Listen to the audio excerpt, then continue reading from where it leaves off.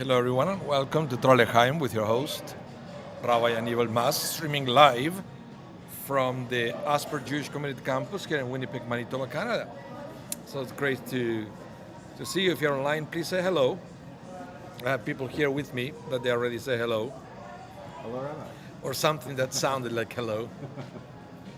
And Jerome is here, Leon is here, Shelley is approaching. Oh, wonderful. Shelley is approaching. Very nice. And we are going to continue with the preparation for Passover, for Pesach.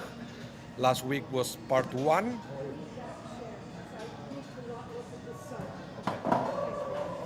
Sun is going to hit you in the back. That's fine. Okay? Okay. I have to protect my new eyeball.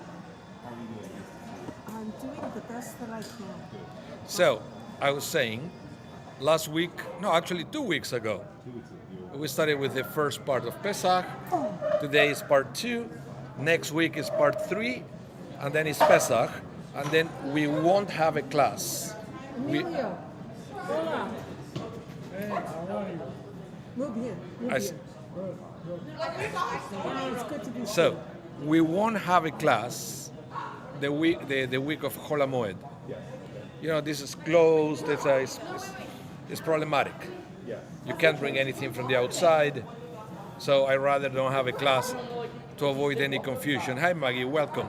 I was saying that, 2 weeks ago was the first class. Today is the second class of Pesach.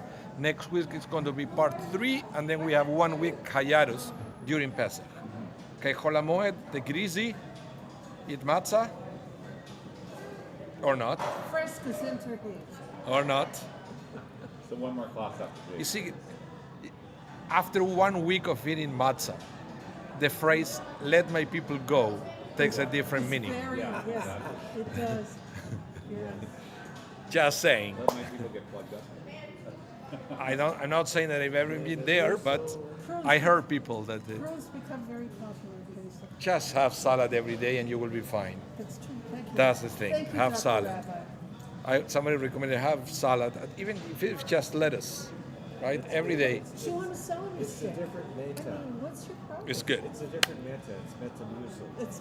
It's So, last week, last class, 2 weeks ago, last class, we covered all the way up to the selling of the chametz. Okay, the nullification of the chametz, the burning of the chametz, selling of the chametz. I hope that is clear. If you have any questions, you can let me know. Or if you're at home, hi Amparo, welcome. If you have any question about those steps, please use the chat. Otherwise, you can always replay last class. Today, we are going to start with the preparation of the kitchen for Pesach, and we're going to move from there into some of the meanings of the symbolisms of Pesach and what the holiday really means. Okay? Because it's very complex, Pesach. very complex. And on top of that, by the way, we are going to have another class next Wednesday, right? Wednesday? Oh, yeah. Wednesday the seal. evening. Yeah, the seal. It's going to be no. It's in the evening. Remember, Yes. with the dinner and everything. I have a reservation. You have a reservation. Very good. It's an extra class of Pesach if you want to take the opportunity. It's going to be streamed but over Zoom. So if you want to participate, you need a link. It's going to be different from everything that we've been studying so far. So you're not going to have any overlap, but we are still going to be talking about Pesach. Okay. So I'm going to bring my class here. Looks like a lot of sugar. What happened? What are you asking? I was looking at this and oh, is it? Eat it. No, it looks. Sorry. Shmuel, and also the size. I just came back from Mexico. Reminds me the size of the desserts that they Yes. serve there, because it's all you can eat. To avoid, overfilling the plate, they This cut is true. everything into small pieces, This is true. which is fine. Welcome, Holly. Welcome to the class. Okay, so just a quick reminder: when is Pesach? Okay, because even if you forget everything, Google Pesach 2024. if you forget everything that I'm gonna say, at least don't don't forget when is Pesach. Okay, Pesach is celebrated on the 15th of Nisan. 15th of Nisan, which is the evening of Monday, the 22nd of April. Okay? Now, the funny thing is, and I want to say it again, I'm going to say it again, Pesach is one day. Yeah. One day. I think you said that. Yeah. Yeah, and then you say, whoa, what do you mean one day? What am I observing for a whole week? Or 8 days if you're outside Israel, right? Well, it's one night of Pesach, and the rest is Chag HaMatzot. Never forget that. You have Pesach, and you have Chag HaMatzot. Okay? So that's the thing. Hi. So, and you know where I actually learned that? It's very appropriate because tonight we have the interfaith Seder here. Yeah. Many years ago, one pastor that came to the interfaith Seder, he was invited to present remarks at the beginning. And he was talking about how his church, Christian church, started to also observe the Jewish holidays. He didn't say holidays, he didn't say Jewish holidays. He said the appointed times of the Lord, which is the biblical description. The appointed times of the Lord. And he went into listing all the holidays, okay? Or the sacred times. And he mentioned Pesach, and then he mentions Chag HaMatzot as a separate one. And your brain went. And then, Click. and then I remember all of a sudden the class that I had at seminary decades ago, and how I learned and I totally forgot about it. Because when you go to school, like my son is here at Great Academy, for them, the way they get taught, Pesach and Chag HaMatzot are synonyms. Yes. They call it Chag HaPesach, Chag HaMatzot, Chag Aviv, Zman Cheruteinu. All the same. They have all these names, but they are all referring to the week, right? But this guy was very precise. The appointed times of the Lord, one is Pesach, the Passover, where you eat the sacrifice, and the other one is Chag HaMatzot, when you don't have the lamb anymore, but you still have to eat matzah every day. So, with that in mind, let's see how we prepare our kitchen for Pesach. Anybody want to come over and do mine? How do you cashier the kitchen? If you have the Before I No, but- became infirm, it different. but listen, if you have our Haggadah, the Shari Zedek Haggadah, there are some jokes there. Yeah, there are. I don't know if you remember. There is one at the beginning. There is this company announcing the clean prices, Yeah, yeah. and then you have the three different prices. That it was Orthodox, and it was super expensive, conservative, that it was most affordable, and then Reformed, that it was very cheap. Depends on the standards of how you want your kitchen to be clean. So because basically, if you're Orthodox, the process of cleaning the kitchen It's brutal. is brutal. It's brutal, brutal. and most likely will take a few I days. can't do it. Okay, so listen to this. Kasher in the kitchen. We have basically 4 methods. Okay, 4 methods and 4 methods only on how to clean a kitchen for Pesach. And I will start by saying something that is, if you see the text, is at the end. The general rule is called kevolo kachpolto. Kevolo kachpolto, which means as it absorbs, so it sheds.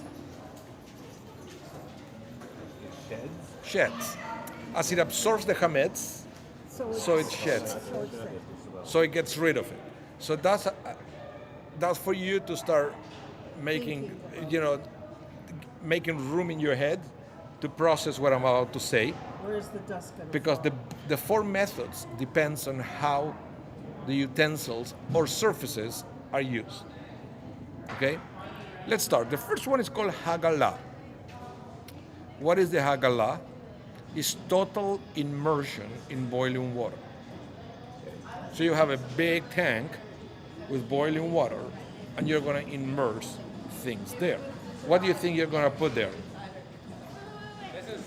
Almost everything that you use. Utensils. Pots, pans, dishes. Everything that plates. gets that main. cutlery. thing is to everything. put liquids on it. So because it absorbs through liquids being in contact with the surface, Right. it needs to be purified by boiling liquid. Okay, so you have a pan or pot, goes there. Okay, So like. and it's just 1, 2. It's a quick process. First, you have to wash it thoroughly, and then you do it. But it has to be a surface that it could be kosher. Oh, well, stuff like pottery and that kind of thing are too porous, even if they're Yes. glazed. So Even if that's why I they're said it's glazed, it's very unusual to have pots and pans. You put there. What people will do, Dishwasher. no, is to have the Pesach dishes. Yeah, that's what Separate set. I have these. Some people will use the boiling water anyway on that to prepare it for Pesach, but it's never been in contact with chametz. Next. Okay, so that's number one. Well, if you have separate dishes though, then you're Yeah, but you're good to go. let's give you an example. Your kitchen sink. How do you purify it? Wash it with hot water and soap. And Boiling water. Yeah. First, you wash it thoroughly with a new sponge. yeah, Then that sponge you have to dispose it because it was in contact with chametz. right. But then after you have it washed with detergent and rinse, you will take boiling water Boil a kettle. and then you pour it all over, and then it's kosher. And then you have to be careful because as you continue washing the kitchen, then you will never go back there. Okay. Same with the surfaces. Some people say that, for example, if you have expensive granite absorbs too much, so it cannot be kosher. It has to be covered. Piece of tinfoil. Tin foil, or what we do at home is we have this huge leftover from a project in the house. So they left all these rolls of plastic Yes. that it goes between the drywall and the. So we have tons of that, and we just cover the surfaces with that. Well, my in-laws have like. It doesn't look butcher- pretty, but my in-laws have like butcher paper. I don't know how you describe it. It's like a. same thing, same principle, Is that what it's called? It's called butcher paper. same principle. Brown paper. But you see that you have to be careful because sometimes they have like a wax.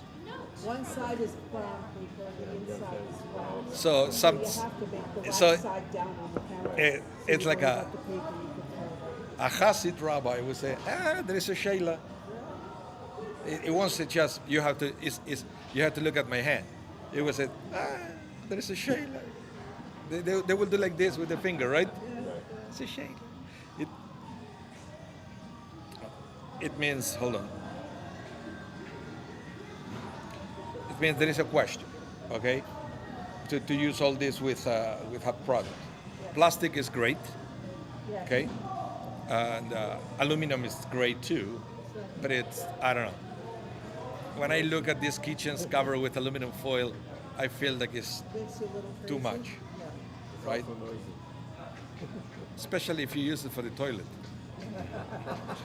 Anyway, actually there is a joke about it.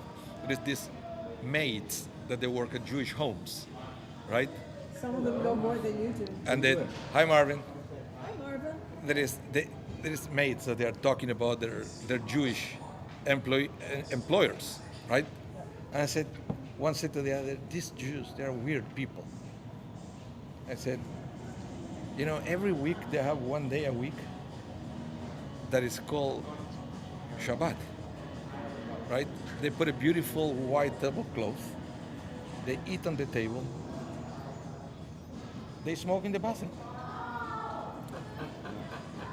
And said, and they have this other day a year that they call it Tisha B'Av, right?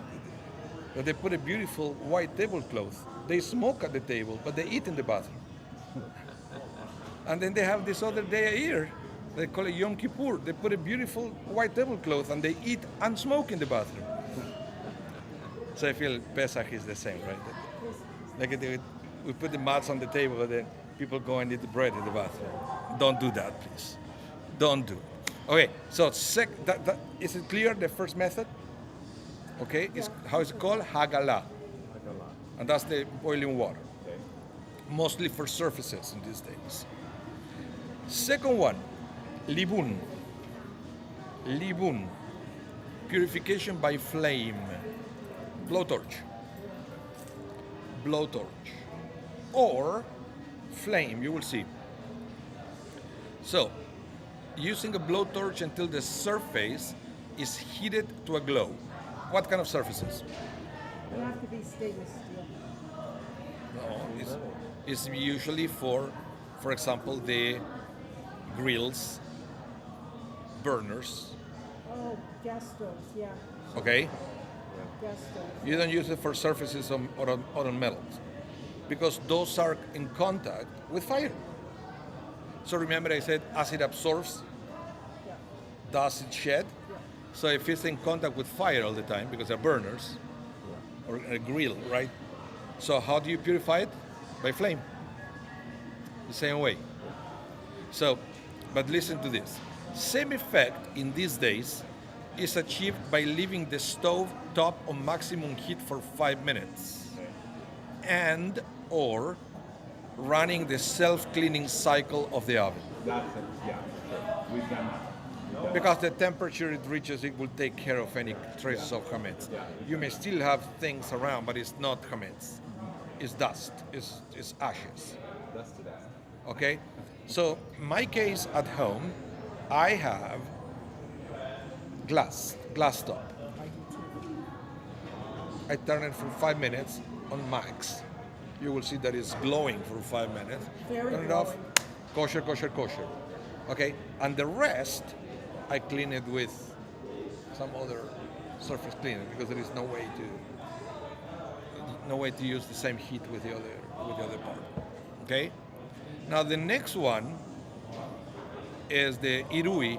This is technically the putting the boiling water on top. Okay, the hagala is immersion, by the way. When it's just pouring on top, it's called irui. I went too fast. Okay? Yeah, but you have to be already using a kosher lepesach pot or kettle. And the last one that is not common, I've never seen anybody doing this because it's extremely complicated. It takes over 48 hours. It's called milui veirui, which is soaking in cold water. Okay? Soaking in cold water. It's for things that contain cold food. Could be, but usually, we are talking about food thing. So technically it could be used, but let's say a Tupperware. Oh, I see what you mean. But it cannot be kosher, right? So it's not used anymore, this one.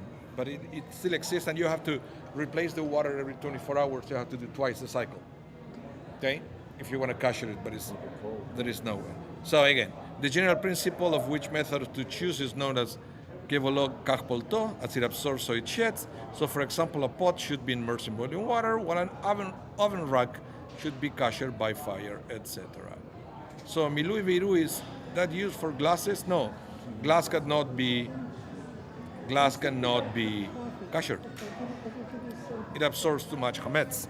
So you should have a kosher lepesach glasses to use. Okay. Hello, Glenn. Welcome also to the class. Welcome to the class.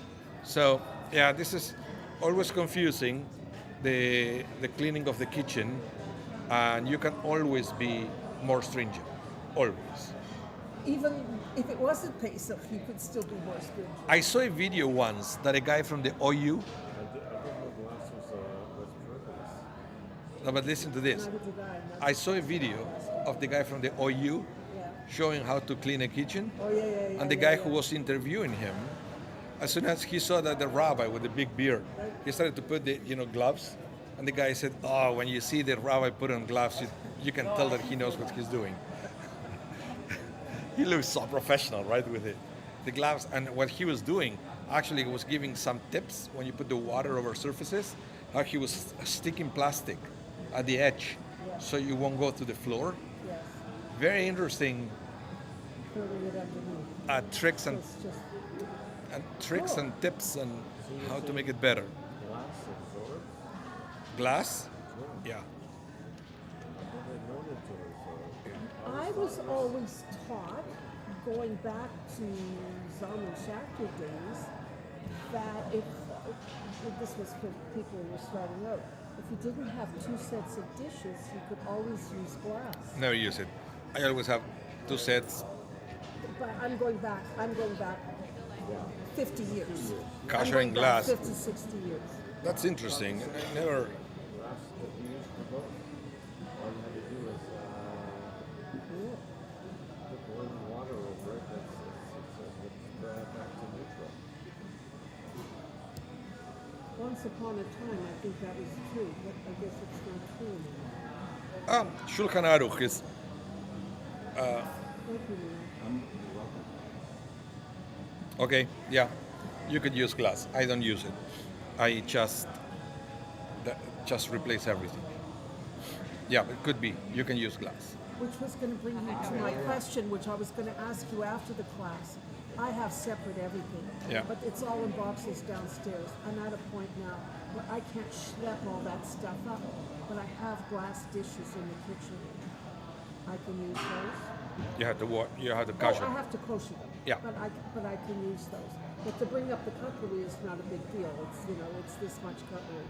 But the cases of dishes and stuff, Yeah, I can't do it. basically, what we've been doing lately is, especially during COVID, that we didn't have people for the Seder.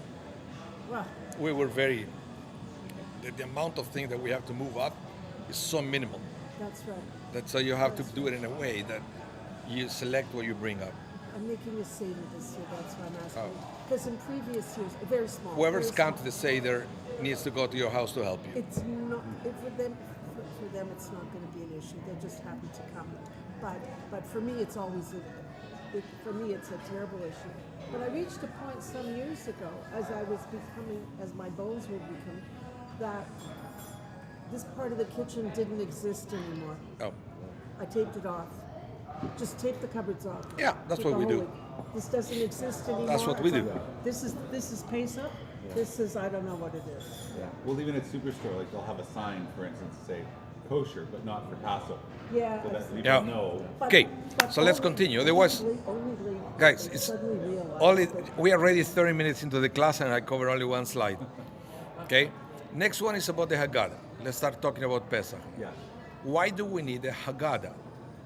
Because it's a mitzvah from the Torah. That in the book of Exodus, chapter 13, verse you 8, should tell the order of the it Seder. said, "Vehigadeta levincha bayom ha'u lemor, ba'avur ze asa Adonai li betzeitim miMitzrayim." It said, on that day, you are to tell your son or your child, in these days we say, right? So how do you say you are to tell vehigadeta? So the word Haggadah comes from the word vehigadeta. So the Haggadah means it's the book that tells the story. Yes.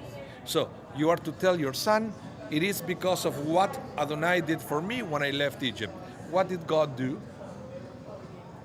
You have to come to the Seder to find out, right? If the mitzvah, That's on page 50. if the mitzvah of Higadeti, You don't skip it. no, but if the mitzvah of Higadeta is to tell the story of the Exodus, what do you think you're going to find in the Haggadah? The story of the Exodus. With a lot of emphasis of what God did for the Jewish people. And that's why, It was strong-handed and outstretched arm. yeah, and that's why the name of Moses is not present in the Haggadah. Right? Because the mitzvah is you have to tell what God did. It doesn't say what God and Moses or what Moses did. So because the mitzvah is you have to tell what God did, the only thing mentioned in the Haggadah is what God did. Okay? So I thought it was very interesting the way it was interpreted, this verse, and how the book was built to fulfill this mitzvah. So the name of Moses is not there, just to make it clear that God was the one. Moses was the prophet. Mentions the plagues, but it doesn't mention the process. So by the way, if you happen to have Netflix, watch Testament. Story of Moses, yeah. It's 3 episodes. Very enjoyable. It's brand new.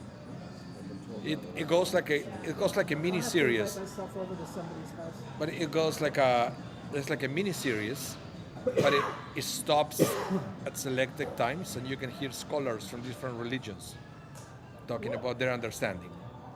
And there are some things that are very interesting. You know the Parshat Yitro. Yes. What happened with Parshat Yitro? That's when Yitro comes and tells them you're doing things stupidly, you need more judges to help Well, you. in this movie, actually, it says it's Moses going to see Yitro.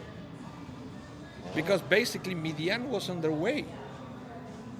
So the basic, I guess, the interpretation is if the people of Israel had to go through Midian, wouldn't Moses go to see Yitro? So the interpretation of Yitro came is Moses entered and then he came to say welcome. Right? So you see that all makes sense. It's not that Yitro took the horse and went, Yitro might have come a little earlier to bring his wife and children to him. but they didn't know what they were. There was no email back then. That's right. So, but Moses knew where Yitro was. Yeah. So that's how it happened. And then there, Yitro said, he noticed that Moses was on the verge of burnout and give him And the that's- advice. Moses was depressed because of Yes, he everything, was. right? And Yitro was saying to Moses, remember when you came to my house when you were escaping Egypt, right? Remember how I was overwhelmed and you helped me with the That's flock. when he teaches him, he tells him you have to learn to delegate. And then he said, well, it's time for you to allow somebody else to You help have you. to delegate. Beautiful. It's not based on Midrashim, but from different religions. Yes.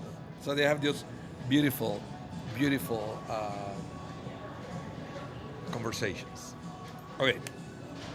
So this is why we have the Haggadah. Next. Now, what do we do during the Seder? How many cups? 4. Why 4?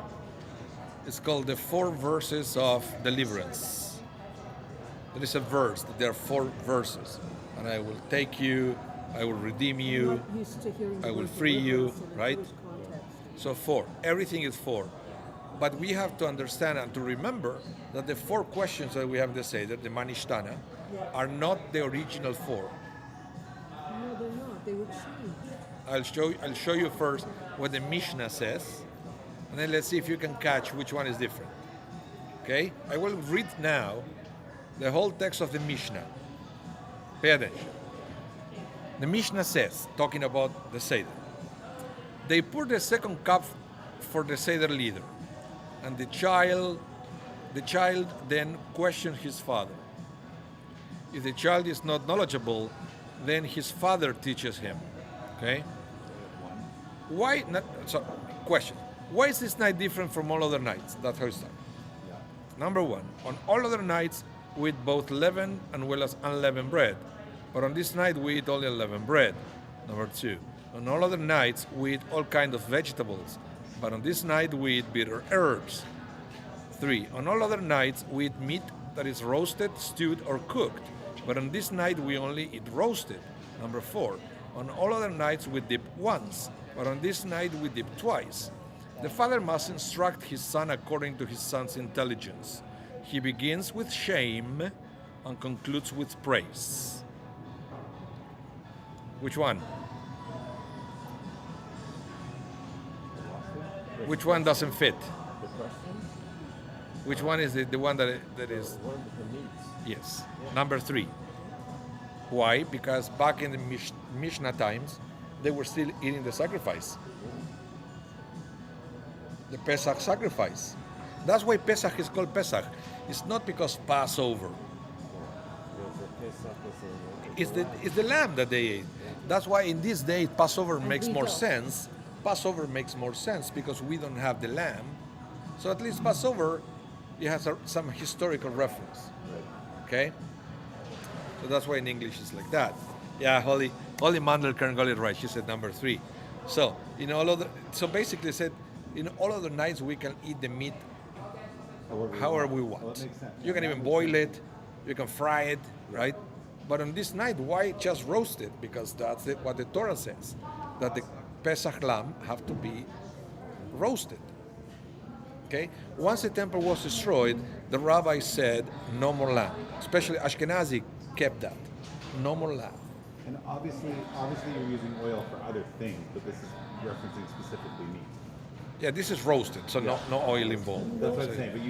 But oil is used for other things, but not as it relates. On Pesach, Yeah. basically, it's interesting. Oil is not part of the traditional Pesach recipes. Fat is. Fat. Right. Schmaltz. Schmaltz.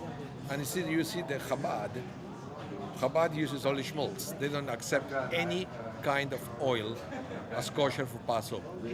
Yeah. Yeah. So question number 3 was replaced for the reclining. Now we recline. And you can tell that there is an innovation that came way after. The reclining it's already influenced by the Roman tradition. Right? You will see multiple sources where they will despite Romans reclining as they were eating as a symbol of freedom. And Lexicon. So basically the free citizens of Rome will eat that way. Well, all other people in Rome, they were not allowed to eat reclining. So that's why it was changed to reclining as a symbol of freedom within that culture. Yes, Rabbi, you said no lamb.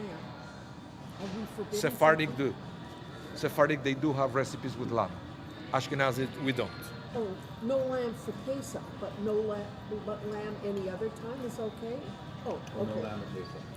Yeah, That's what I Ashkenazi took a very stringent approach. I said no lamb because we have no temple. The Sephardic said yes lamb, but in different recipes, Yes. in remembrance of the lamb of the temple. That's what we get so tired of chicken during Pesach. That it was replaced for chicken. Chicken, Yeah, turkey, but brisket. just to Brisket not for use the me. lamb. Okay, And Joel's brisket. so the 4 questions. 4 questions. Now it's interesting that listen to this. We don't now Rashi, Rashbam and Rambam, all the way we are going all the way Middle Ages and after, right? After the text of the Haggadah was pretty much sealed and fixed already. They said, listen to this, what they said back then, even though the Haggadah was done. We don't force a child to ask questions, Okay. but instead we perform acts that pique the child's curiosity. How? Well, we may change the regular order of the meal, or hand out candies, or use other creative methods in the hope that the child will ask about their meaning and be prepared mentally and emotionally to hear the story of the Exodus. I did it once and it worked pretty well. Remember, I put we all have the same Haggadah, and I put 4 other versions of the Haggadah on the table. And I said, why? Yeah, why do we have all these other versions here? And I said, well, because they are different Haggadot, that they add artwork or some other text, I've done that. Every Boom. plate gets a different. and then you get them asking questions. So what I'm saying is, don't be nervous about being creative during the Seder. All the way from Rashi to Rambam, they said that's fine. That's the whole idea. It doesn't make any sense to have a very stringent, by the Haggadah kind of Seder. And then it's boring. Kids don't get anything out of it. And the wonderful thing is now there are so many Haggadot available for Yeah. small children, middle-aged children, Yeah, musical. but nothing like the Shari Zedek Haggadah. Yeah, I think it's the best, and you should not Nothing like change that. it. You should not Sponsored by Vikar Nissan. change it. I think it's just, I love it because they said they want to sponsor because it's the month of Nissan. Yeah. yeah. So, Which not everybody gets, by the but way. it's a brilliant piece of marketing. It's beautiful. In the month of Nissan, they sponsor the Haggadah, and who is it? Nissan. Yeah. And not only that, the contents are pretty good too. I wonder. You know, a stretch will be Nissan takes you out of Egypt. You can never change the case of theirs, otherwise you got nothing to go with. By the way, And that they was can never change their dealership. I know the owners, right, of Nissan. Yes, I know. That's Steven. Yes. And I had the idea of make the connection of the two. I said, dude, this is an opportunity for you. I said, yeah, let's do it. Yeah. And he did How it. are ya? Good, good. Because I don't know if you remember, the first one to ever sponsor the Haggadah was Lorne Weiss. Yes. Oh, right. I He think. did it for a couple of years, and then he said, okay, it's time for somebody else to pick it up, right? And then they jump at the opportunity right away. Okay, let's continue. Now, the other thing that we have to understand during Pesach, and this is something that is not necessarily present in the Haggadah, but people always ask, is why did we need slavery? Let me rephrase. Need slavery? Yeah, if everything comes from God, nothing is random, okay? Then why did God put them in Why would slavery? God take the Jewish people and put them in Egypt for over a couple of hundred years, right? Everything has a purpose. In fact, the rabbis would say that the highest level of faith that a Jew can attain, the highest level of faith, right, is to truly feel in your kishkas, right, that there is a purpose for everything, and everything is for the very good. Most people struggle with this. It's one of the most difficult to digest parts of religion, right? Because, but everything. Look, good luck trying to explain that to a family that lost somebody on October 7th, right? Go find an answer. And yet, you talk to people in Israel, and some people, they still have faith. I say, how can you? They do. How can you, after what happened to your family? How can you still go to synagogue every day? Right? And all you can say is, It's something to hold on to. good for you that you can find that kind of peace in the middle of this disaster. I don't Okay. know if it's peace. It's something to hold on to. So, It's a grounding, in the, stability. I guess it's easier for us to analyze things that happened a long time ago. We're still trying to figure out the Holocaust, the first Cor- Holocaust. Correct. And the thing is, when the temples were destroyed, How could God have allowed it? right? That was the biggest tragedy of the Jewish people. So, but then again, how could that happen? So many people were slaughtered by Babylonians and Romans, right? Yes. How? And yet, the Talmud eventually, they tried to explain it theologically. Well, the temple was destroyed because number one, they were worshiping idols. Number two, because there were hatred among brothers, right? So I guess it's easier to talk about past events when it happened 2,000 years ago, right? And this is the same. Now that the Exodus happened 3,500 years ago, it's easier for us to talk about it, and it's part of Jewish theology to try to understand the why. And also, Rabbi, I think because we don't have a physical connection, an antecedent connection, a Yeah. family connection. Yeah. We So- can't go back far enough. so I wanted to present to you- relate to it on an individual level. I partially subscribe to this, that you can explain the Holocaust as being God's way to prepare the world for a state of Israel. So let's. I can live with it. I'm I not think. sure I can swallow I it, think. but I can live To with be it. honest. No, I understand what you're To saying. be honest, I think it's too soon to try to do this exercise with the Holocaust. It's too soon.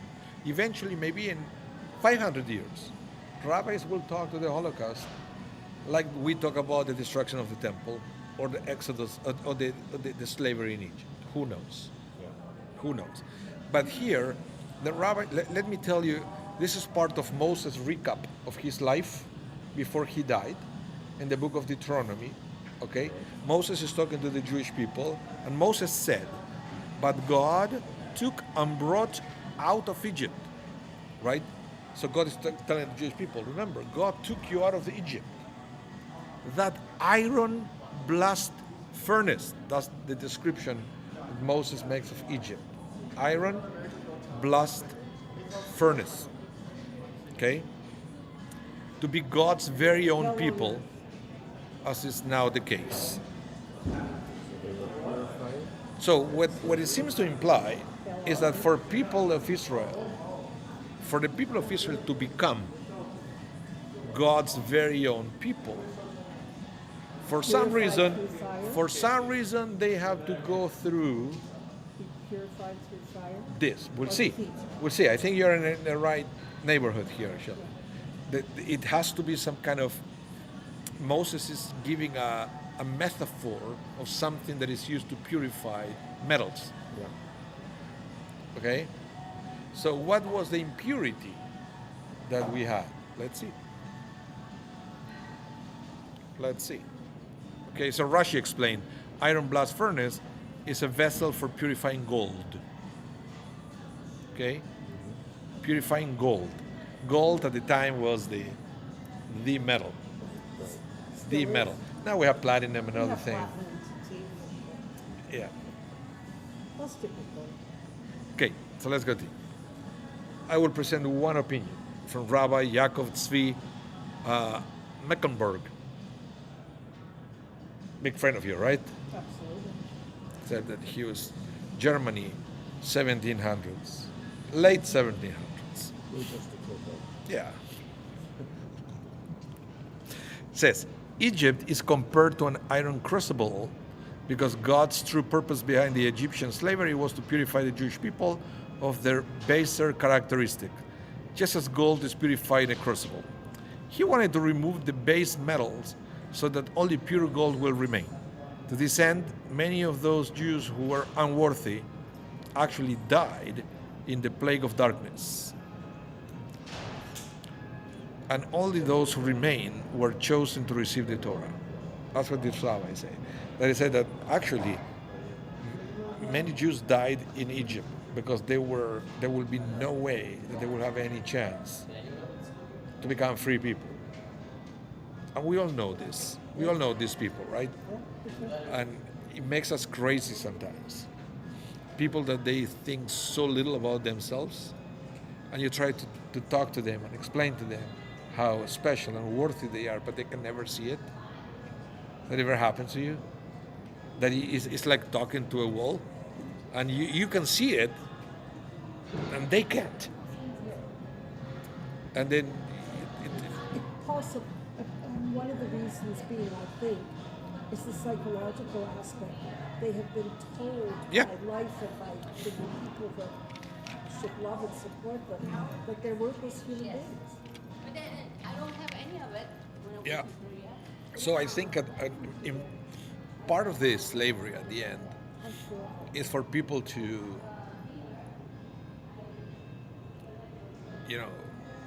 to go so low in the feeling of slavery that you will say, I don't ever want this again in my life. I've been there, I felt it, I experienced it, I want to be free.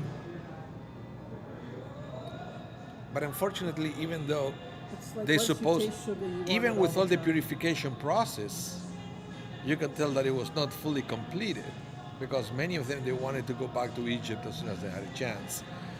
And then that's why, spoiler alert, that's why we have the extra purification of the counting of the Omer between Pesach and Shavuot. So we have to finish that process ourselves after Pesach. So let's continue. Look.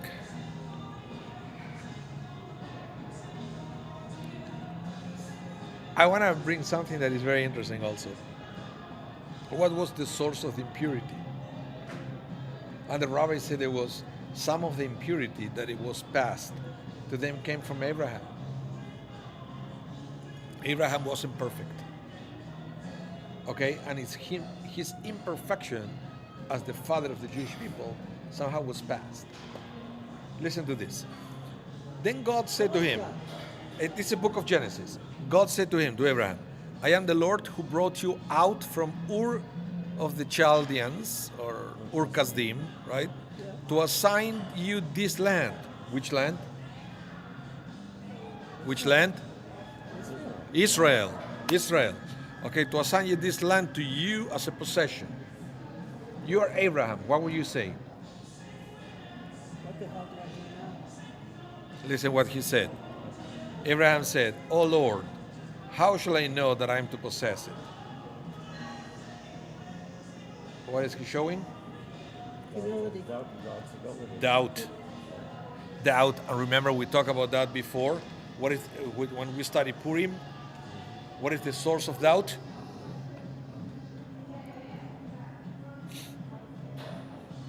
The snake.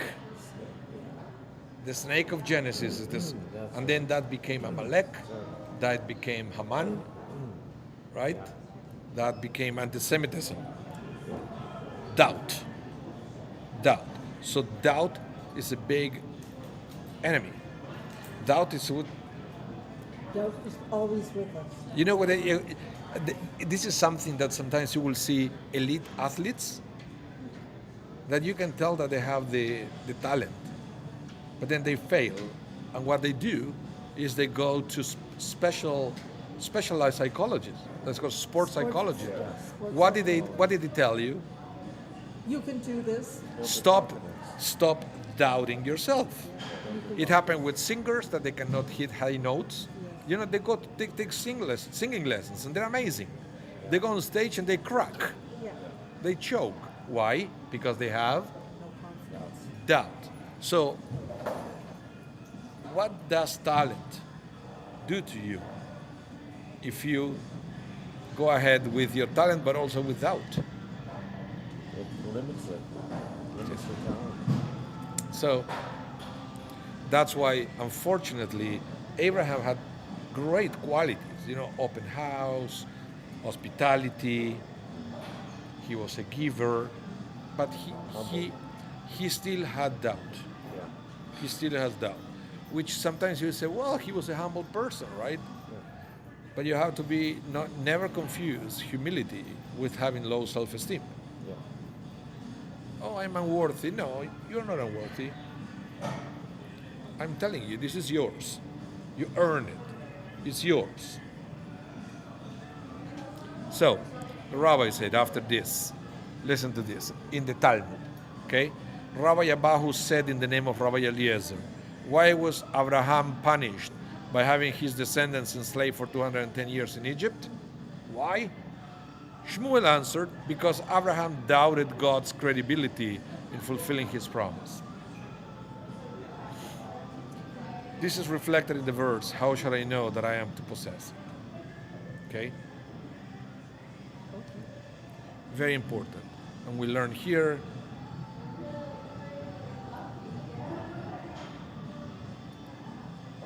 we have to deal with our own doubts. It's also part of Pesach. To be free. This is sometimes doubt gets us enslaved. Well, I don't know if I can do it. I don't know if I can move to the next level. I don't know if I should take that promotion. Right? What if it's too much for me to chew? Well, you learn to chew more. You learn to open your mouth wider. Right? It takes decades to learn how to do that, Rabbi. Trust me. Well, It took me 50 years. well, they will say, basically the rabbis will say it took 210 years to the Jewish people to figure that out, and they still didn't fully get it. Because doubt is something very difficult to get rid of. And you will see it again, you will see with elite athletes that they will do great, but for a while. And then they struggle. And they need to go and talk again. Anyway, let's continue. So God placed, this is the Maharal of Prague talking, okay? The father of the golem, let's put it that way. God placed Abraham's descendants in exile because he was lacking in his belief and trust in God. Okay? Abraham's faith in God wasn't perfect. God therefore placed his descendant in exile in order that they would correct this mistake and truly trust in God. They would also see the power of God's deeds for those whom he loves, as well as the awesome power God showed to the Egyptians through the plagues. Remember that the Jewish people could have been freed way earlier. When were they freed? When they cried out to God. I mean, they didn't cry out to God before. No? They tried to become functional in their dysfunctionality. Isn't that what happens to all of us? Embrace the slavery. You try to find a way to be comfortable within that dysfunction that is around you. And it happens in families, right? It's very difficult to break a cycle of dysfunction. So back to where we were before, you're not worthy. You will see also, again, you will see, and I've seen it many times, families, that they carry dysfunction for generations. Sadly, that's true. Cycles of abuse. That until there is one that breaks that and becomes a functional family. Or becomes a functional person and But then- raises their own function. But we their all own know, family. people don't talk much about this. But We we all, don't talk about our personal pain about it. but we probably all know examples of this, either within our own families or somebody close to us. Am I right? Very, Yeah. very. So this is what happened. So eventually, when they had enough faith in God that God will be able to help them, they were worthy to be redeemed. Because before somebody can help you, you have to believe that you have what it takes to do. It happened with people that they are enslaved by drugs or addictions, right? You can actually do an intervention and put them in an institution. It will be a failure until they are ready. And they cried No out. question about that. They cried out. They said, "I have it. I had it enough." It's that old expression, you can take a horse to water, but you can't make it drink. Yeah. And since I spent a lot of time with So- horses in my life, Another comment said the patriarchs and matriarchs were to be the foundation of the Jewish people. Therefore, it was crucial that even the most minuscule personal flaws be rectified. Okay? Since even a small defect in the foundation can compromise the integrity of the entire structure. So that's the Yet the process didn't really work because they were barely out and they wanted to go back. yeah, well, but that was eventually cleaned out all along the the way. fear of the unknown Right. versus the- Until, but you see what I mean? The dysfunction that continues, Yeah. that eventually mostly ended with the generation of Joshua. When they learned from their mistakes, they didn't send 12 spies the second time. How many did they send? Two. Two spies, because now they learned to trust each other. The Midrash said, why did they send 12 spies? Well, because if you were from the tribe of Shimon, I was from the tribe of Levi, why would I trust you? Right? Eventually they learned to trust each other, and they said only two. Because they had no doubt that the report will be faithful. But before they had doubt kept coming back to hurt. Especially with the, perhaps we won't be able to defeat the giants in the land. Remember that? So doubts. When Joshua's Fruits are opportunity, big, but so are the people. when Joshua's opportunity came, go read it. There is no doubt. We're going to win it. And then when they went around Jericho, right? Yes. There is a fascinating thing there. When they went around Jericho, what did they have to do? Yeah, but the Lord was shofar. Continue on. No, that was at the end. Before, it said, you have to go around and circle it. And it said, Alte daber dabar, I think it said, don't say anything along the way. So it's like another Sheva bro? No, but why would God say, don't say anything along the way? You have to be quiet. It's not a military So strategy. it's an intimidation. Right? No, it's You're not that. allowing them to. That's how you see. That's how you plan doubt. Yeah, in their mind. Because the mind is fine. Just don't talk about it. That's the problem. You know, with people that they will doubt it themselves. And they go and tell everybody the doubts they have about themselves. What Just if this happens? What if shut that up. happens?